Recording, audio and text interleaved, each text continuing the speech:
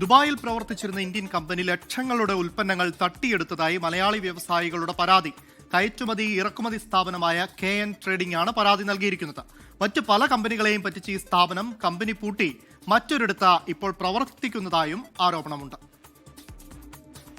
വ്യാജ ബാങ്ക് രേഖകൾ ഉണ്ടാക്കി രാജസ്ഥാൻ സ്വദേശികളുടെ ഉടമസ്ഥതയിൽ ദുബായിൽ പ്രവർത്തിച്ചിരുന്ന കമ്പനി മലയാളി വ്യവസായികളെ വഞ്ചിച്ചെന്നാണ് പരാതി. KN ട്രേഡിംഗിൽ നിന്ന് തേങ്ങ വാങ്ങിയ കമ്പനി മാസങ്ങളോളം പണം നൽകാതെ ഇവരെ പറ്റിച്ചു. പിന്നീട് പണം അയച്ചതായി പറഞ്ഞു. തെളിവായി ബാങ്ക് രേഖകൾ കാട്ടി. എന്നാൽ കുറച്ചു ദിവസങ്ങൾ കൂടി കഴിഞ്ഞപ്പോഴാണ് ഈ രേഖകൾ വ്യാജമാണെന്ന് വ്യക്തമായത്. പിന്നാലെ ഇവർ ദുബായ് ചേംബറിലും ദുബായ് സിവിൽ കോടതിയിലും പരാതി നൽകി.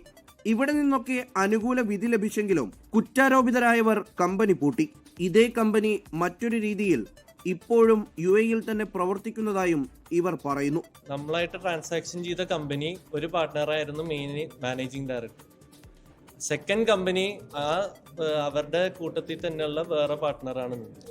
ഇനിയിപ്പോൾ ആ കമ്പനിയിൽ വല്ല ക്ലെയിം വരുമ്പോഴത്തേക്കും അവരുടെ കൂട്ടത്തിലുള്ള വേറൊരു പാർട്ട്ണർ വെച്ചിട്ട് വേറെ ലൈസൻസ് സ്റ്റാർട്ട് ചെയ്യും. പക്ഷെ എല്ലാം ഈ ഒറ്റ കമ്പനീൻ്റെ പേരിൽ തന്നെയാണ് അവർ മാർക്കറ്റ് ചെയ്യണത്.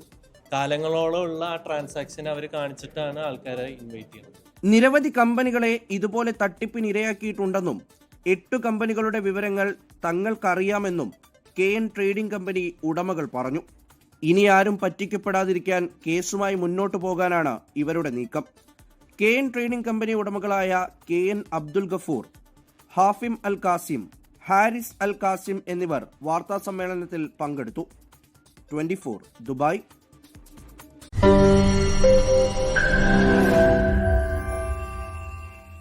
ലോകത്തെവിടെയായാലും ഏത് സമയത്തും 24 വാർത്തകളും ഓഗ്മെന്റഡ് റിയാലിറ്റി പാക്കേജുകളും എക്സ്പ്ലെയിനറുകളും വിശദമായി കാണാൻ ഞങ്ങളുടെ YouTube ചാനൽ നിങ്ങൾക്ക് സബ്സ്ക്രൈബ് ചെയ്യാം.